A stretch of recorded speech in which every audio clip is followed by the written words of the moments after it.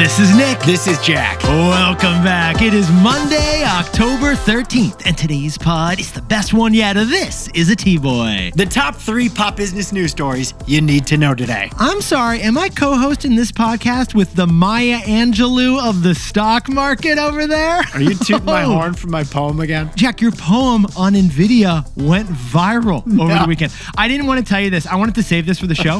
A Yeti came up to me on Friday and said that your NVIDIA poem was the highlight of their month. So it went viral with an audience of 1 at least. No, you got to see this thing, Yetis. We're posting it on T-Boy Pod on Instagram. Jack's publicly traded poem on NVIDIA. NVIDIA stock did fall after you recited that poem, I should point out. Oh, shoot. The whole stock market fell, actually, on Friday. But besties, Jack and I have 3 fantastic stories to kick off the week. Jack, what's on the pod? For our first story, JP Morgan Chase just opened its new headquarters building in New York City. It's 1,400 feet tall. It's got 19 restaurants inside the building. Jack and I call it Jamie Land, and its opening will influence every white-collar worker in America. For our second story, what if collegiate athletics got their own version of LinkedIn? Well, a startup called Scoreability has raised $50 million to get you committed to Clemson with 1 click. And our third and final story is Walmart, because they just unveiled the car center of the future, and it's coming to 2,600 locations. Because besties, Walmart ain't a purebred retailer. Walmart is a mixed breed labradoodle. But Yetis, before we hit that wonderful mix of stories. Fantastic mix of stories. Perfect mix to kick off the week, Jack. We know where you were last weekend. Wedding, baby, because it is pumpkin spice wedding season. October has quietly crept up there as a top month to get married. June and September, you have long been the most popular months for marriages out there. But October is surging, and the context is wild. Jack, why don't you sprinkle it on, baby? The tradition of June being the most popular wedding month isn't just about the weather. It actually goes back to ancient Rome. You see, Juno was the goddess of marriage and childbirth. And June conveniently happens to be a month of warm weather. I mean, Jack, remember the 2009 movie Bride Wars? Kate Hudson and Anne Hathaway battling over one wedding weekend at the Plaza Hotel. In June, but with only 4 weekends in June, we got a scarcity problem here. September became the number 2 most popular month. Because July and August were just too hot. But Jack, now September has its own weather problems. Hurricanes. With climate change, there's increasing odds that rain will ruin your big day for a September wedding. Although if you're getting married next year in September, don't worry, you'll be fine. So October has emerged as the Goldilocks month for weddings. It's not too hot in October. You won't sweat through the dress. But it's not too cold either. You can still go with the open-toe shoes. Plus, you benefit from off-peak pricing. And you know what that means, Jack? Oh, yeah. Now, the only risk to your wedding happening on an October weekend... I know what it is, Jack. You want to tell the Yetis? It's that Uncle Ned shows up in a borderline offensive Halloween costume. Oh, besties, you gotta get specific about the October dress code. Uncle Ned sends his best from the grave. What are we working with? Jack, let's hit our 3 stories. 15 years before this song, 2 boys from the Northeast met in the dorm. They had an idea that caused a cultural storm. It's the best one yet, but the best is the norm. Jack, Nick, that's it. I don't even think they need to practice. 50%, that's a fat tip. T-Boy City on your at list. If you know, you know, cause we ready to go. We can't wait no more, so just start the show. Start the show.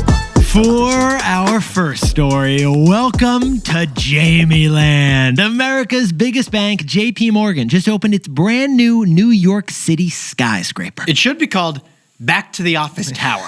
Yeah. Because this building is going to influence every worker in America. Now, Yetis, Jack and I a few years ago worked at banks. And at the time, Goldman Sachs simply had the best office in the city. I walked past it every day. There was a mural in the lobby that was definitely custom commissioned, and I wanted to go in there like a museum. It was like the Equinox Spa of offices. They had their own ferry to ferry them across the Hudson River. But Yetis, here's the update. Now it is JP Morgan Chase's new skyscraper, or as we call it, Jamie Land, that has taken over the mantle. It's at 48th Street and Park Avenue. It can hold up to 14,000 employees, and it's just one building.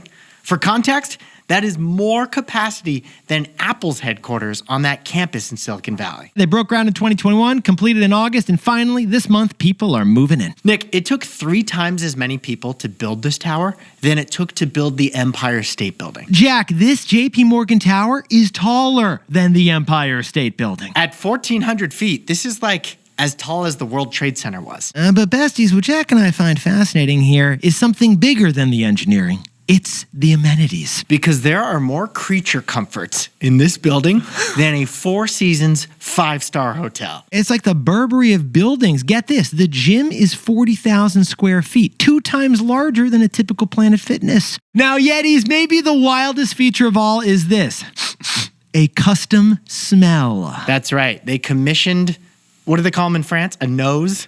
So that every pitch room in the whole building has the same hint of hibiscus. There's even an art collection gifted by the Rockefellers throughout the tower. Yes, that is a real Monet. And it will motivate you. But Yetis, the real story here is that Jamie doesn't want you working here. He wants you living here. Yeah, the tower, it's open 24/7.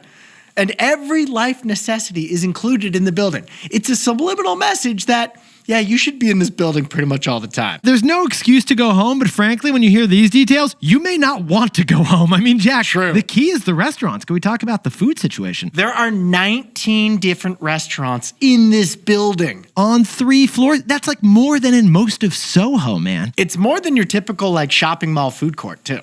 Although it's way fancier. Oh, you don't want to take the elevator? No problem. There's a cafe on each of the building's 60 floors as well. There's a Sweet Green restaurant inside the building. Dirt Candy, the award-winning vegan restaurant you can't get a reservation at downtown, they also got a location in the JP Morgan building. There's even a Starbucks on the 14th floor, so you can pumpkin spice those spreadsheets. Now, besties, we checked in with our buddies who work there, and to navigate all of this, you had to use an app that JP Morgan built just for the building. And according to the Financial Times, employees must provide their eyeball and fingerprint biometrics to access the building. So, yeah, outsiders, not welcome without a sponsor. But Jack, once you're an insider inside the building, the circadian custom lighting mimics natural light. So your 18-hour day doesn't feel like one fluorescent blur. Yeah, if you're wrapping up that IPO pitch deck at 2 a.m., you got Twilight vibes on your 37th floor cubicle, which is soothing. And yes, you can still order the Starbucks Frappuccino. Besties, this is not just a building, it is a neighborhood. JP Morgan bought 5 nearby buildings. It's an urban campus. It's a multi-block campus. Call it Midtown Morgan, call it JP Village. We're calling it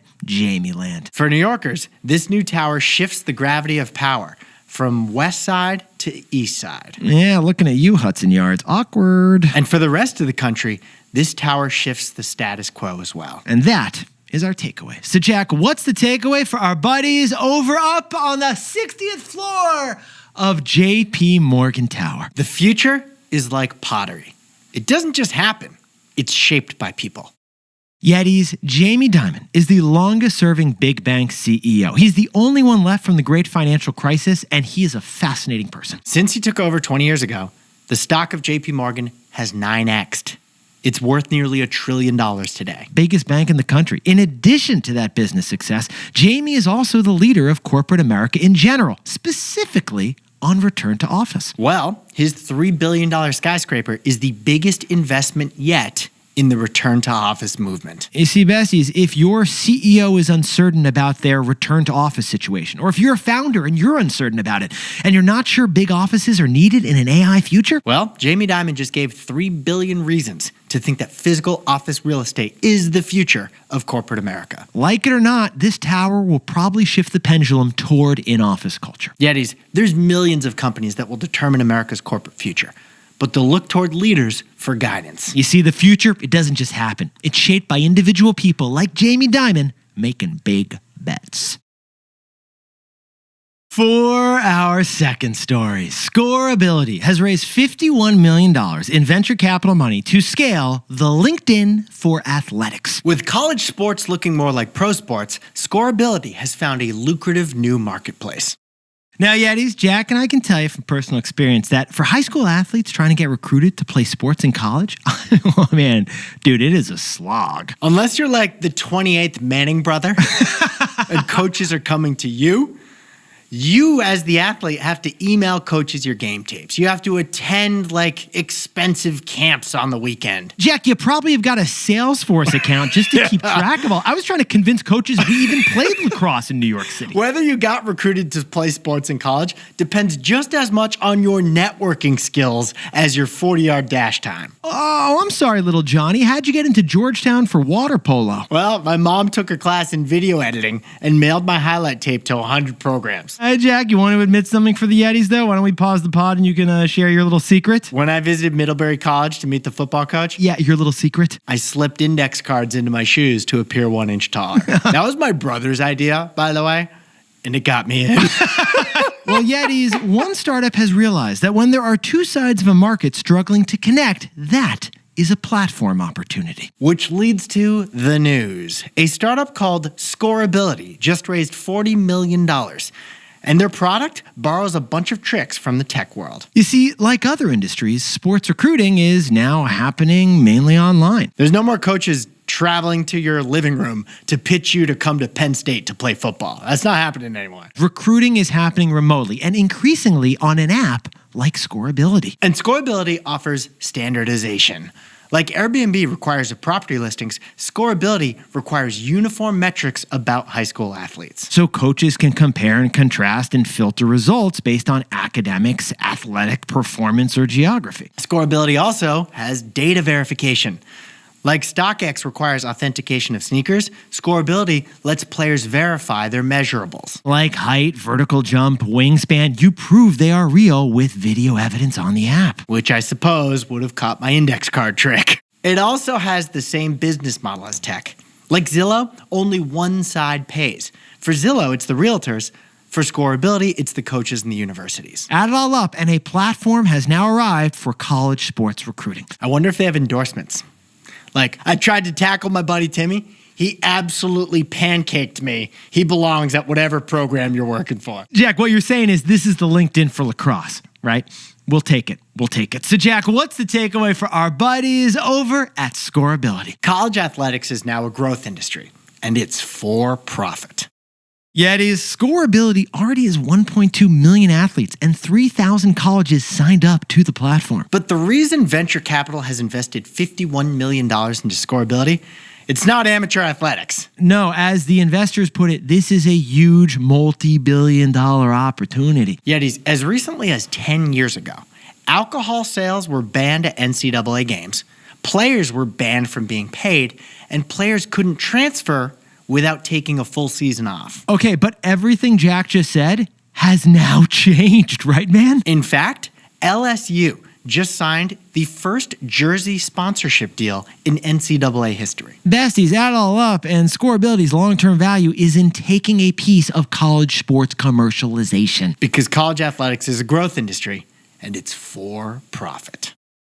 Hey, Yetis, if you're a bestie, take a sec and hit that subscribe button. And like this video while you're at it. If you leave a comment, by the way, we'll read it. For our third and final story, Walmart just launched the car centers of the future. Walmart is adding techiness to their 2,600 tire centers. This story highlights how Amazon is the internet, Costco is bricks and mortar, but Walmart is both. Walmart is a labradoodle. Now, besties, we should point out we've got a lot of you listening right now down around Walmart's headquarters in Bentonville, Arkansas, right, Jack? Enjoyed the mountain biking this weekend, I bet. Yeah, we bet you did some mountain biking. And on Friday, our LinkedIn feed was stacked with messages like this. A big thank you to all our cross-functional partners who worked tirelessly the past few months to make this launch possible. Yeah, classic LinkedIn. And the this that's referred to in that LinkedIn message is a new store concept, the Auto Car Centers of the future. They're open today at 10 Walmarts in Arkansas. And if this works, they're going to expand it to all 2,600 Walmarts that have tire and car service centers. So Jack and I were curious, like a techified car center of the future? Is this like a rocket ship car center? Like a Flying self-driving car center? What are we working with here, Waymo? What's going on? Well, to understand the strategy, let's look at the goal. The goal of these new car centers is to save customers time. And the target for a digitized car service center? Parents with kids. Those with the leaf time. In fact, parents happen to be the biggest spending demographic of retail customers, so it makes sense to target them. And here's why they're targeting parents. Every time you need to get your car, something done with your car, they say, yeah, just leave the vehicle with us and we'll have it ready for you by 5 o'clock. Okay, but if you're a parent, that doesn't work, Jack, right? No, you need your car to drop off your kids at school and pick them up afterwards. And no, you can't just take an Uber. You need the car seats that are set up in your car already. I learned that the hard way last year. So Walmart is letting you schedule your car service on an app and do the entire thing contactless. Here's how it's going to go down. You're going to park your car near the Walmart Car Center, check in on your app at your scheduled time, and then drop off your keys in a locker designated for you. And then, Jack, while your car is getting work done, what do you end up doing? You shop because you're at Walmart.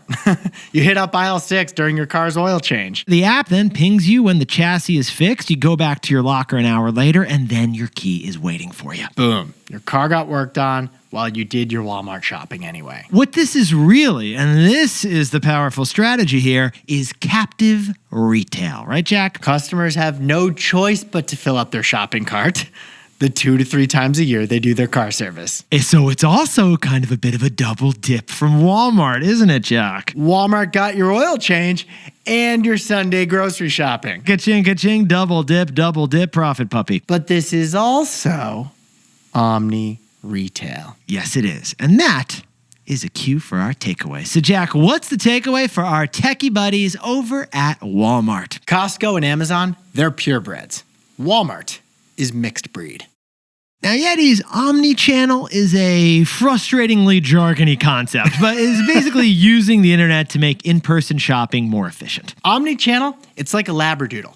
You get the best of both worlds. You get Labrador-like athleticism, but poodle-like hypoallergenicness. Yeah, omni-channel is online and offline shopping. Now, Amazon dabbled with Amazon Fresh, Amazon Go, Whole Foods, but none of those brick-and-mortar physical efforts really worked. Costco has dabbled in online shopping. It's available technically, but Costco's experience is very unchanged from 20 years ago. However, Walmart is the one big box giant truly fluent in both physical retail and digital retail, and it's working. Walmart always dominated physical retail, but they invested massively in online and e-commerce when Amazon arrived. On the digital side, they've got a techie-style bougie campus down in Arkansas doing the unsexy but important work of building tech features. And the result is omni-retail.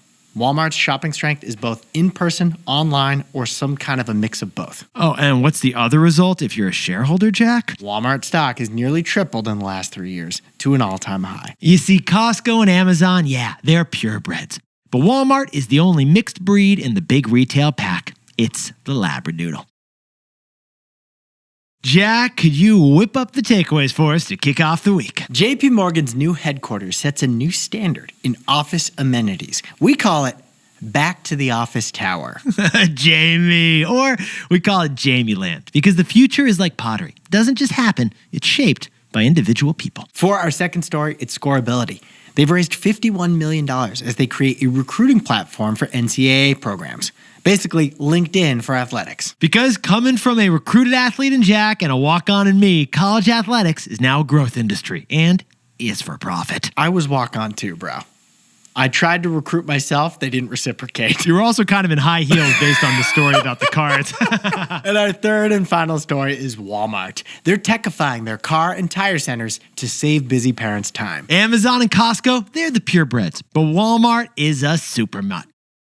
But besties, this pod's not over yet. Here's what else you need to know today. First, congratulations and happy birthday to the bull market. That's right, the stock market's upward run has now gone on for 3 years straight, a 3-year anniversary. 3 years ago yesterday, the stock market hit a low. Since then, the S&P 500 is up 88%. Now, funny quick update here. The stock market tanked 2.5% on Friday after President Trump unleashed new tariffs on China. 100% in extra new taxes on stuff we import from China. He was very mad, and markets did not like the escalation. But still, it's been a wild 3-year run. And second, speaking of China, the NBA just returned to China after a 6-year break. Because China banned the NBA in 2019 after one general manager criticized the country's handling of protesters that were happening in Hong Kong. But things have cooled and there's a lot of money in China, so there were 2 games over the weekend and Yao Ming was pumped. So is Alibaba. which won the NBA's AI deal over in China. And finally, Levi's jean stock dropped 10% after announcing earnings. It got torn like a pair of ripped jeans. Levi's warned investors that tariffs will start to hurt profits in the all-important fourth quarter holiday season. But what Jack and I found most fascinating in the earnings is that it's not the pants, it's all about the tops. Get this, nearly half of Levi's sales are from tops, not bottoms. The jean jacket's back, baby. Now time for the best fact yet, which, because it's Monday, means T-Boy Trivia. Jack, what do we got on the pod? Do you know what a bug bounty is? Jack and I learned about this a few years ago when we started working in tech. It's when a tech company offers a prize if you find a mistake in their code. Why would a tech company pay you for telling them about one of their mistakes? Okay, here's why. Because if they don't spot a typo in their code and you don't spot it, then the hackers will. And then they'll hack you and hold you ransom for millions of dollars. That's why tech companies like Apple do a bug bounty. And here's our trivia question for you. What is the top bug bounty that Apple will pay you for finding an issue in their code? If you find something off in Apple's app, what amount of money will they pay you? The answer is in tomorrow's pod. Yetis, you look fantastic. And if you're on the 48th floor of Jamie's Tower right now, waiting for that sweet green order, and you want to help today's show, Jack, what can you do for the pod? Grab the link to this show, drop it in your favorite text channel, and send it to your buddies with HYHTBOY. Have you heard the best one yet? That's how we grow the pod. Nick and I will see you tomorrow. If you know, you know. And before we go, a happy 30th birthday to legendary Yeti Liz Glover, celebrating in Denver, Colorado. Long time Yeti here. And happy 25th birthday for the 9th time to Amanda Gerard Allen in Philadelphia, Pennsylvania. Great year, love the mid-20s. And Oscar Baltazar in Mexicali, Mexico is not just a fantastic father-in-law, also celebrating the best birthday yet. And congratulations to Spencer, who's visiting the United States from France, and he just heard that he and his wife are having a baby. Congratulations, guys. Was so cool to hear it. And a big shout out to Greg Hager and the whole Foxfold team for closing a $5 million Series A for their awesomely refillable tissue dispensers. Okay, apparently you can find these things in 20,000 restaurants, including Nobu's. Because believe it or not, the biggest source of waste in the hospitality industry Yeah, Jack? is unused toilet paper. They always give you a new roll. I have never heard that, but I'm just going to roll with it, Jack. Jack and I will see you tomorrow. This is Jack. Nick and I both own stock of Apple, and we both own ETFs of the S&P 500.